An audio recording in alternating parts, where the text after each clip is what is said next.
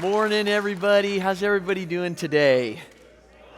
Yeah, good. Well, welcome to the Vineyard. My name's Travis, and happy 4th of July weekend. The 250th 4th of July that we've celebrated here in this amazing nation. That's a reason for celebration, and maybe we could just take a moment and think about how amazing this nation is that we get to be a part of. You know, great things are easy to take for granted. And many have sacrificed and died and served and to celebrate this nation that we get to be a part of. And today, this weekend, is when we get to remember that and think about that and thank God for that. And so, happy 4th of July.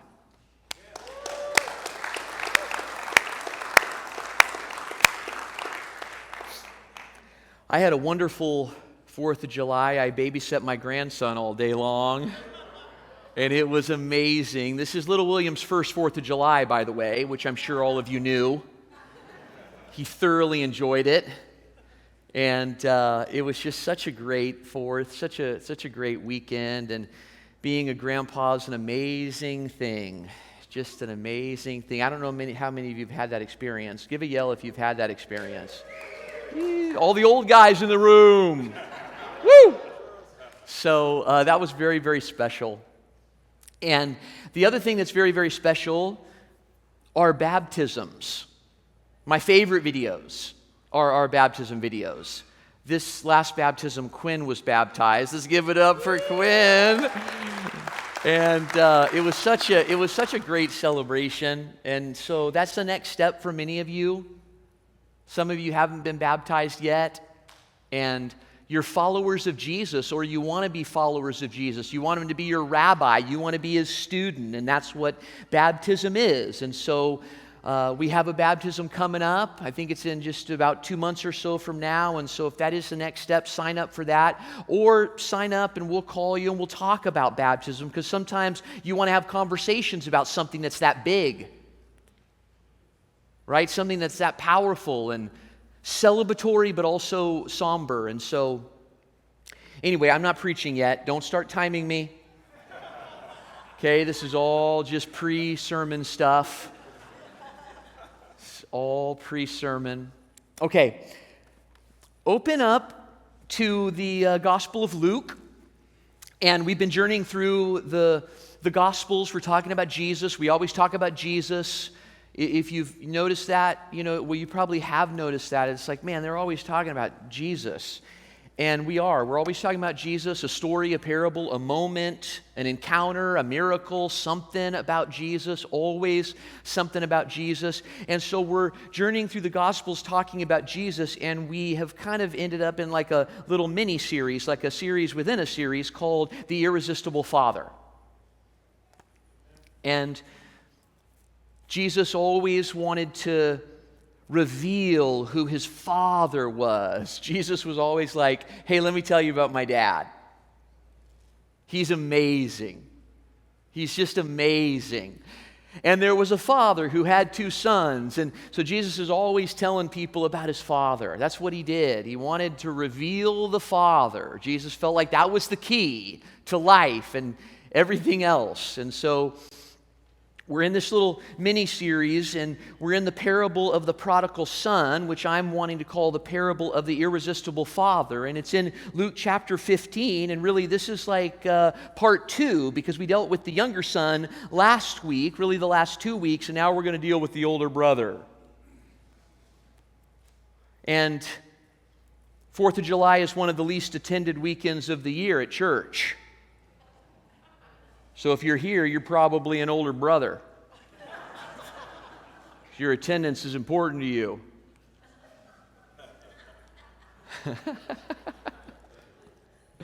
I'm sorry if you missed that joke. The older brothers among us will get it. Oh, Jesus, thank you for the stories you told. and the summons of life that is embedded in each one of those stories. Thank you for talking so much about the one that you called Father. We invite your kingdom to come, and we invite your will to be done right here, right now, in this moment, in this space, because you're not in yesterday, you're not in tomorrow, you're right here, right now. And so we want to join you in that space, and we want you to meet us and change us and do what only you can do. So come, Holy Spirit, as we continue to talk about this story. Amen. So, meanwhile, the older son was in the field. By the way, this is where you're always going to find the older son. The older son's always in the field, never gets out of the field, always in the field. So meanwhile, the older son was in the field, and when he came near the house, he heard music and he heard dancing. And some of you will know why there was music and dancing. Because his younger brother, whom we talked about last week, had taken, his inheritance early and went into the far country, and through wild living and addiction, squandered all of his inheritance, dishonored the father, dishonored the family name, dragged the family name through the mud, and then with his tail between his legs, he came home to tell his dad how unworthy he was to even be called a son. And his father threw a party for him. What? And the father says, we got to celebrate because my son was lost and now he's found. So we got to celebrate. So bring the fattened calf and let's party. But meanwhile, the older son was in the field, which is where the older son always is. The older, brother has a real hard time ever getting out of the field because of how over-responsible he is.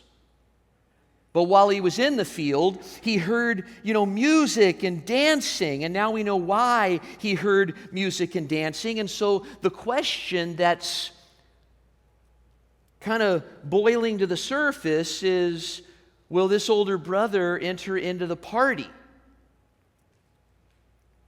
And if we could just step back for a moment, that actually is the most important question in life.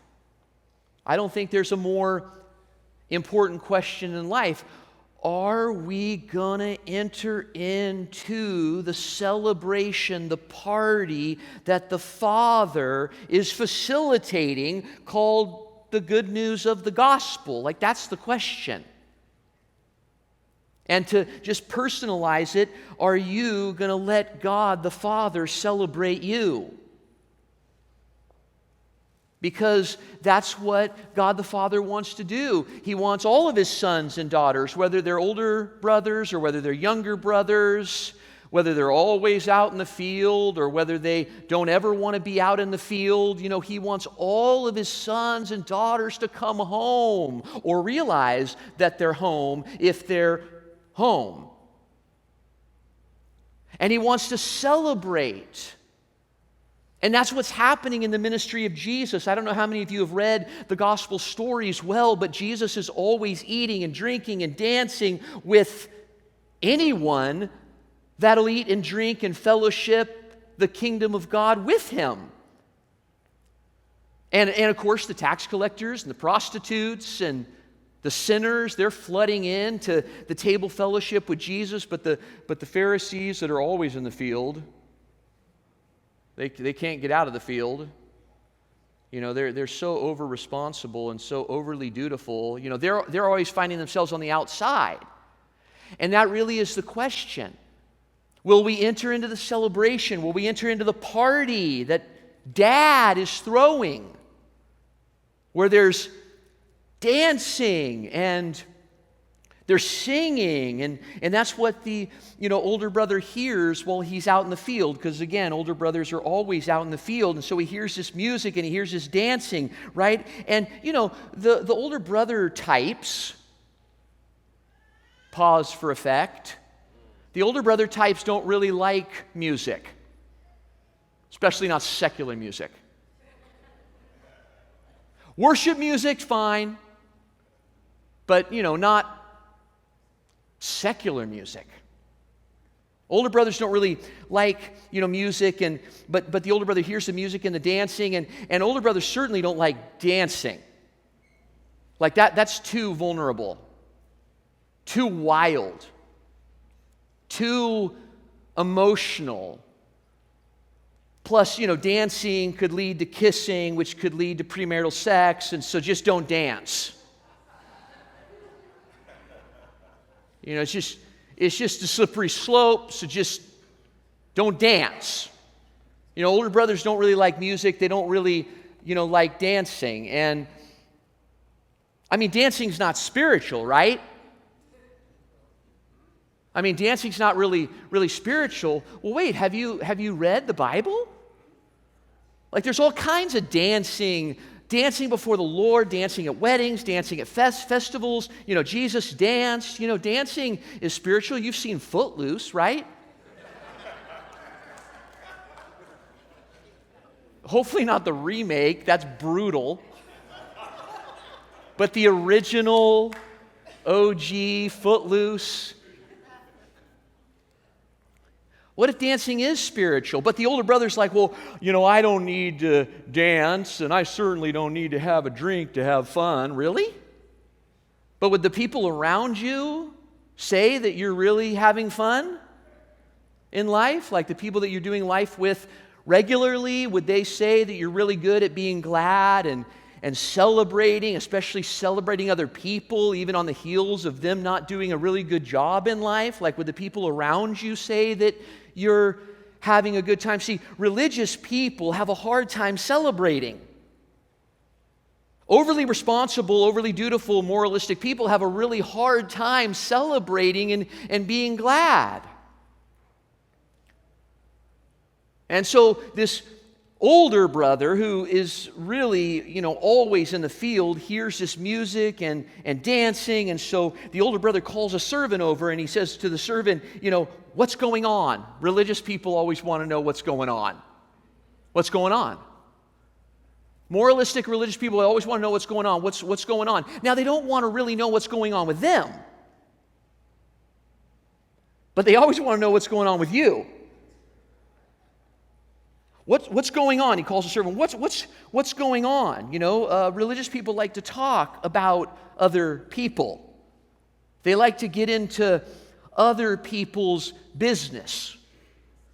They like to talk about what other people aren't doing that they should be doing, and what people are doing that they shouldn't be doing. They like to talk about other people behind their back. If you've read the Gospels, you'll find the Pharisees are always doing this. The Pharisees are always sneaking around behind Jesus. Oh, his disciples are eating grain on the Sabbath. Jesus shouldn't be doing that, and he's doing it. Oh, Jesus should be doing a lot of that, and he's not. And they talk about Jesus behind Jesus' back.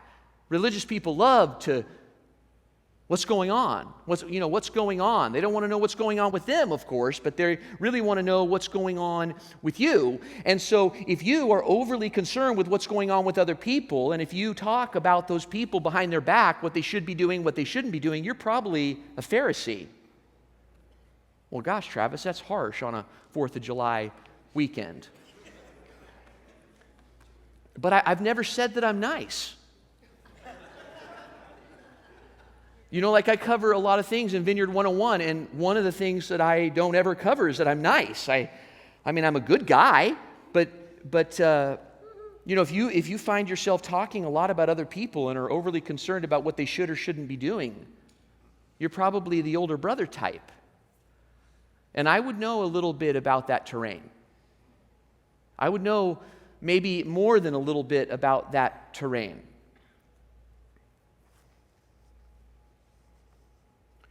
Well, the servant says, your brother's come home, he replied, and your father's killed the fattened calf because, your brother is back safe and sound. That's why there's music and dancing.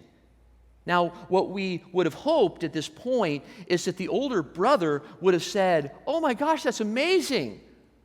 Let me get on my dancing shoes and maybe grab a glass of wine and go and toast my brother and dance with him. That's amazing. Like, my brother's home? Yeah, we got to celebrate. And wouldn't you think that the Pharisees in the time of Jesus, when they saw prostitutes and tax collectors and sinners starting to follow this uneducated rabbi from Nazareth, but at least he was a good guy, don't you think that they would have been excited too, but they weren't?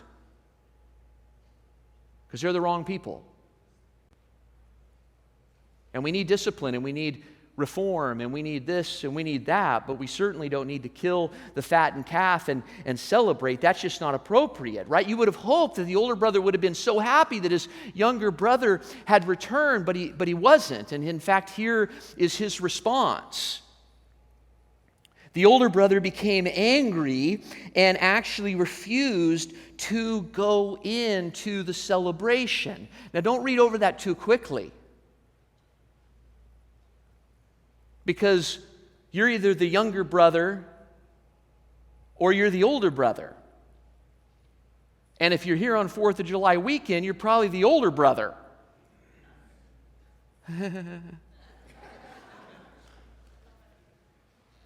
And the older brother got angry that the father was celebrating this wayward son, and he refused to go in to the celebration. You see, there's two ways to miss the party that God's throwing. There's two ways to keep God, the Father, Dad, at arm's distance. Now, we only think there's one, but there's two.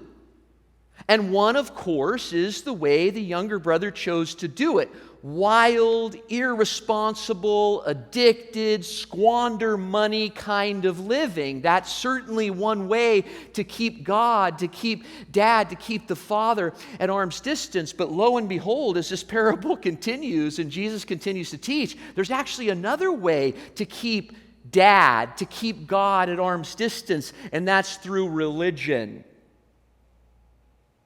Morality, and being the morality police of other people. Judgment.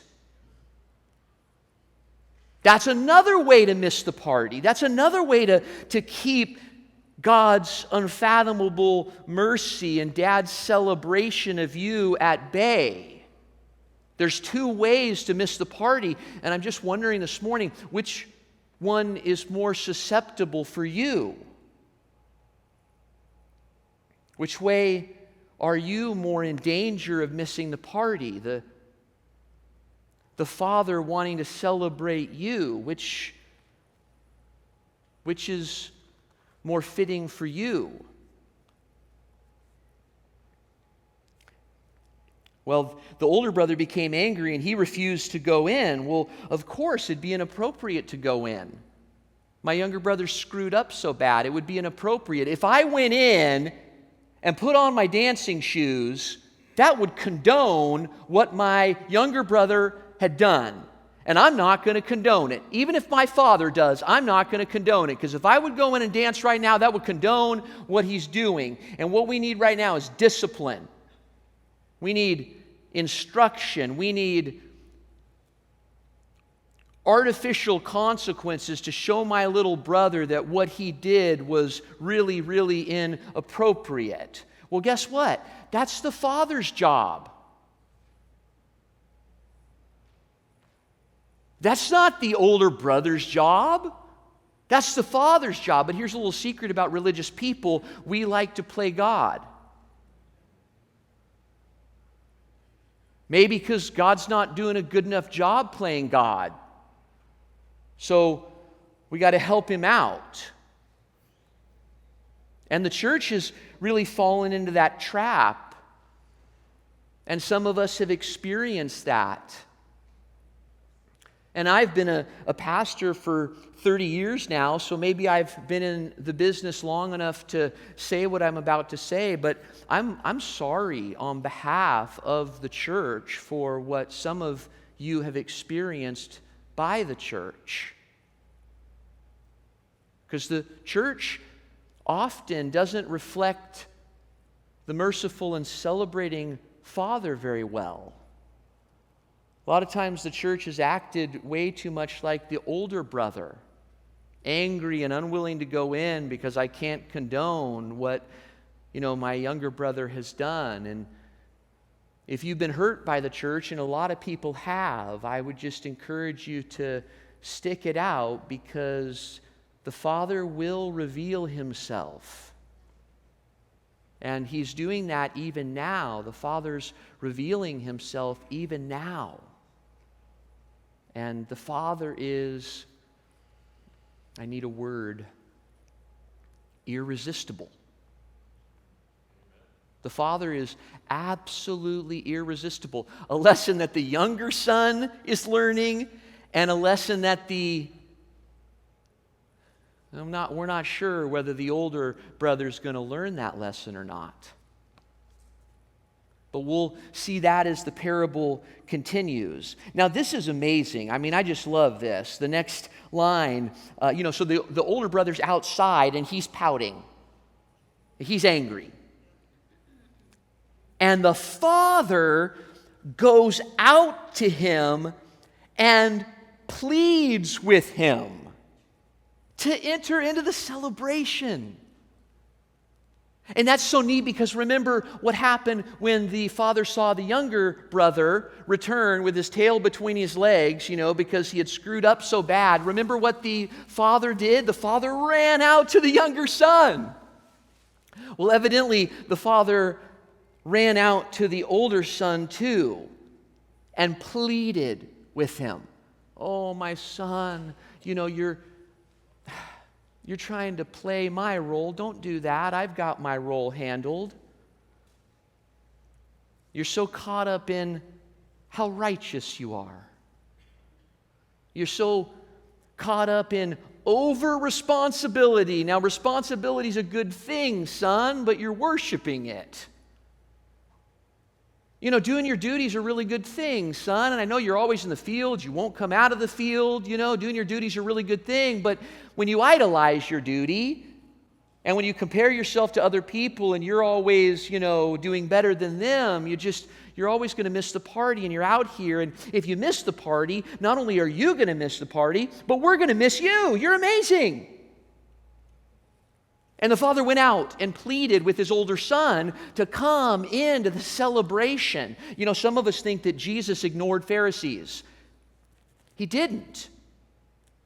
He was often having dinner with Pharisees, Nicodemus and other Pharisees. Jesus went to have dinner at a Pharisee's house, and so Jesus would go out and plead with the Pharisees to come into the party, but older brothers have a really difficult time being glad and celebrating. Because it's hard for us to get out of the field, stop slaving away. And I love that. Just think about that for a minute. The father doesn't just go out and plead with the younger son. He pleads with the older son as well. Come into the party, come into the celebration. But the older son kind of pushes dad away, just like the younger son did. Remember last week? The older son pushes dad away a little bit too, and he says, but he answers his father, "Look, all these years I've been slaving for you. I've never disobeyed you like him. And you've never even given me a young goat to celebrate with my friends." Well, guess what? The older brother has a speech too. And we thought only the younger brother had a speech. Remember last week, right? The younger brother's in the pigsty, and he's like, I've sinned against heaven and against you. I'm no longer worthy to be called your son, but could I just be a hired servant in your household? Remember the younger son's 3-part speech that the enemy helped him write? Well, lo and behold, The older son has a speech too, and it's got 3 parts also. I've been slaving for you. I've never disobeyed you. I have crushed it. And you haven't done enough for me. You haven't even given me a young goat to celebrate with my friends. I've been slaving. I've never disobeyed. And you're holding out on me. The older brother has a speech as well. We all do. And notice the older brother says, I've been slaving for you, even though the older brother calls himself a son. He doesn't think he is one because he's been slaving all these years and he's unable to come out of the field. So he's been doing what he's been doing for recognition or reward. And the father hasn't rewarded him enough. You haven't even given me a goat, not even a young goat, to celebrate with my friends. So, which speech resonates more with you? I've sinned against heaven and against you. I'm no longer worthy to be called your son. Just hire me. Just hire me. That's it. Or, all these years I've been slaving for you. I've never really disobeyed you, certainly not as bad as that person has. And you haven't done enough for me. You haven't given me enough for all my service. So, which speech? You could ask your spouse, they'd tell you what your speech is. And if you ask your spouse, hey, which speech fits me best, and they laugh, then they really know. Or actually, if you ask your spouse which speech fits you best, and they're like, oh, sweetheart, you're not the younger brother or the older brother, you're like the father, then you're really in deep. Because your spouse is no longer honest with you. Because it's just not worth it to be honest with you. But it's important now, A, we recognize that we have a speech, and B, that we recognize which speech we actually have. But the older brother wants to elaborate. Us older brothers, we like to elaborate. We got to say a little bit more. So even after the speech is done, the older brother says, but, when this son of yours, notice it's not brother of mine, when this son of yours, who squandered, your property with prostitutes, comes home, you kill the fattened calf for him. So there was something about the father's celebration of the younger son that caused the older son's speech to erupt. Because the older son wanted to be celebrated, and he felt like his dad was holding out on him. And there was something about the father celebrating the younger son, and the younger son letting the father celebrate him, that caused the older brother's speech to erupt. And by the way, in the ministry of Jesus, there was something about the tax collectors and the prostitutes and the sinners being celebrated by Jesus that caused the Pharisees' speech to erupt. And it's a good thing when our speech erupts. Sometimes God in His grace needs to put us in a place where our speech can come to the surface so that Dad can hear it and speak into it.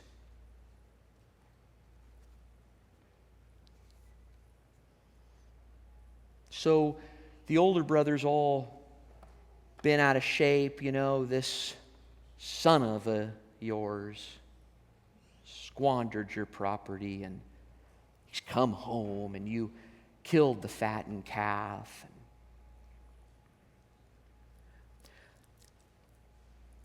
If we are showing signs of the older brother, it really is important to own it. It's important to be able to admit that. Remember earlier we talked about how there's two different ways to hide from God. There's two different ways to keep God at arm's distance, and one is a more dangerous way to hide than the other. Now, if you're an older brother type, you think that the younger brother's way to hide from God is a lot worse than yours, but you would be wrong. Because when you choose the younger brother's route to hide from God, and you choose squandering money and wild living and addiction and all of that, well, that's going to catch up to you really quick. And it's going to snap back at us. And we're going to get to the end of our rope. And we're going to be in that pigsty, and we're going to be like, man, I got no place to go but back to Dad. And that's a really good place to be in. I've got no place to go but back to Dad. That's a really good place to be in. One of my favorite theologians says, do you know where God lives? Do you know what His address is? It's at the end of our rope. But if you're the older son and you're choosing to hide from Dad or not enter the celebration because of over-responsibility and over-duty and judgment and moralism and legalism and Pharisaism, you may never get to the end of your rope. Because the world and the church rewards older brothers, especially if you're rich. If you got money and you've dialed in religion and responsibility, it's very, very difficult to get to the end of your rope and to get to the place where you're like, man, the only place I've got left to go is back to Dad. And by the way, that's why the prostitutes and the tax collectors and the sinners and the poor were rushing in to have table fellowship with Jesus, and it was difficult for the rich and the religious, even though there's nothing wrong with riches or religion, but it's difficult for the rich and the religious to get to the end of their rope. So there are two ways to hide from God. One way is much more dangerous than the other, because if you're the older brother, you may just remain hiding and may never enter into the celebration. So we have to think and feel and maybe ask our spouse or our good friend, which speech fits me better? Because both need to be repented of so we can enter into the party. This is so good. The Father speaks. It's always so, so good when the Father speaks. My son. Oh, my son, said the Father. My son. Not you ungrateful, complaining, self-righteous, bleep.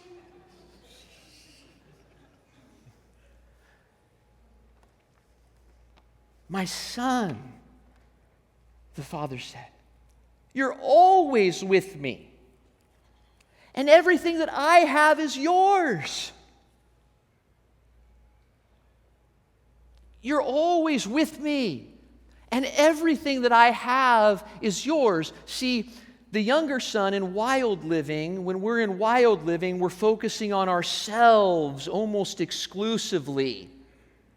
And when we're caught up in religious living or moralistic living, we're focused on everyone else and how they're doing worse than we are. And the Father says, focus on me, being with me. And everything that I have is yours. Focus on me. In other words, the Father's saying to the older son, man, you could have had a goat anytime you wanted. Everything I have is yours. You just will never come out of the field. You won't let me celebrate you. You won't enter into my rest. And I want you to. And I'm pleading with you right now, come into the party. But you could have had a goat anytime you wanted to. But see, here's the dirty little secret about religious people. You ready for the dirty little secret about religious people? They don't feel worthy either. We religious people talk a really good game. But we don't feel worthy either. That's why we're slaving away. It's only people that feel unworthy that can never come out of the field. And the Father's like, focus on me. I'm here. Everything I have is yours. I want to celebrate you. I want to celebrate you. And it's so great when the Father speaks because it breaks into our little speeches and brings all kinds of life. And then the Father says, okay, we've got to celebrate and we've got to be glad. Two things that religious people have a very difficult time doing: celebrating and being glad. Do you know religious people?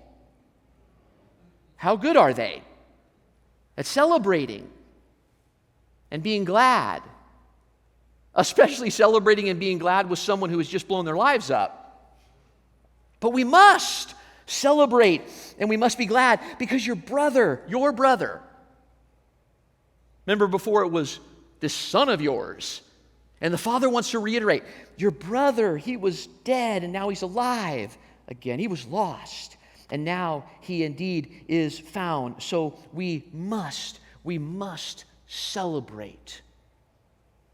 That's where the parable ends. Did the older son go into the party? I don't know. The way the older son was hiding is a very dangerous way to hide. I'm not sure if he went into the party. Now, here's the thing, though. When someone does what the younger son did, we know exactly what they need to do. Like, we're really clear. We're really clear when someone acts like the younger son what they need to do, right? They need to repent. And they need to go home and repent and reform. But this parable ends, and this large question looms, which is, what should the older brother do? What must the older brother do? What's the invitation or the summons to the older brother? And I'm going to say this in the most spiritual way that I know how. The older brother needs to chill the bleep out. That's what the older brother needs to do. And I would say the word that I just bleeped out if it wasn't for all you older brothers. The older brother needs to chill the bleep out. The older brother needs to relax. Because you're already accepted.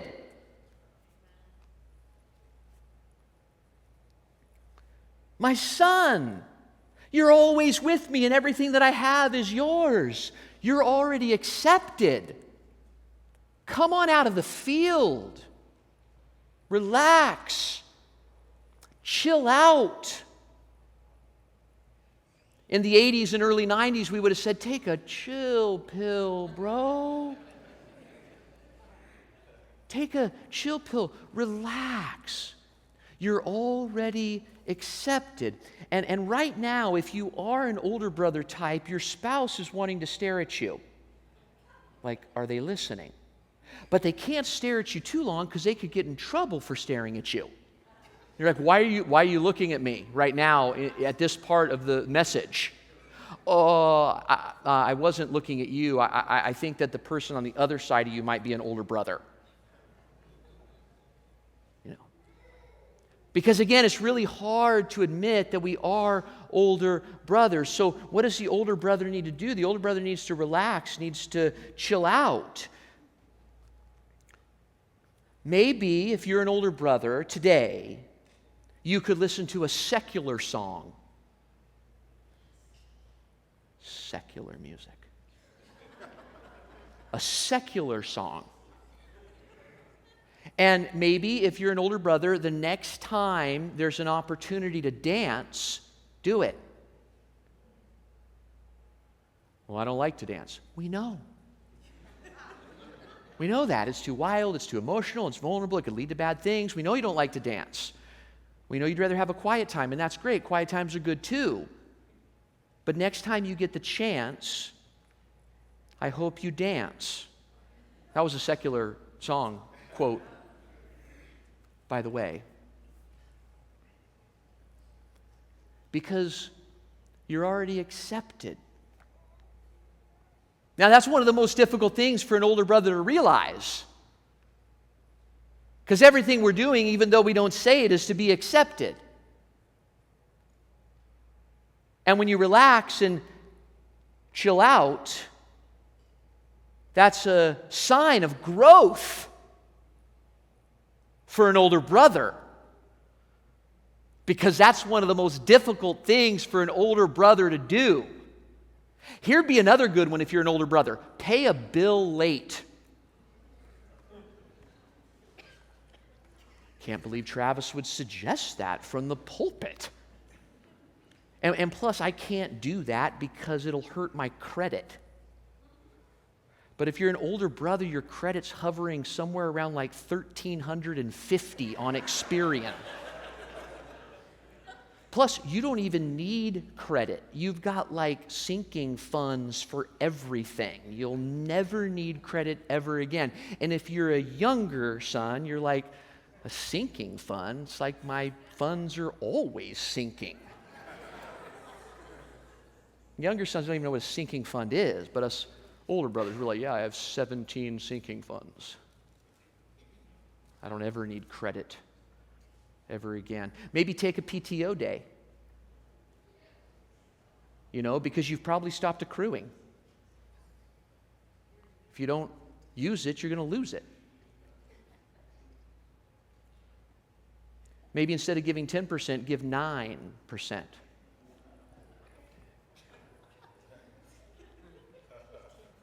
Maybe instead of giving 10%, just give 9%. I said that to an older brother in church one time, and I am an older brother. That's why I really know how older brothers think, okay? I could out older brother any one of you.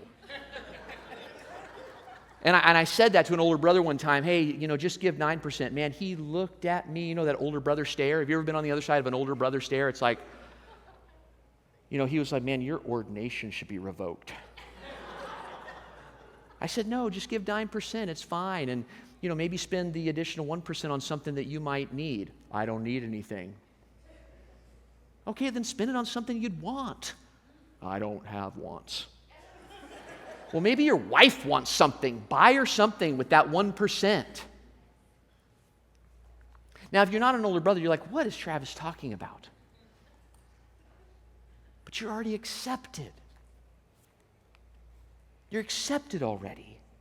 My son, the father said, you're always with me, and everything that I have is yours. Relax.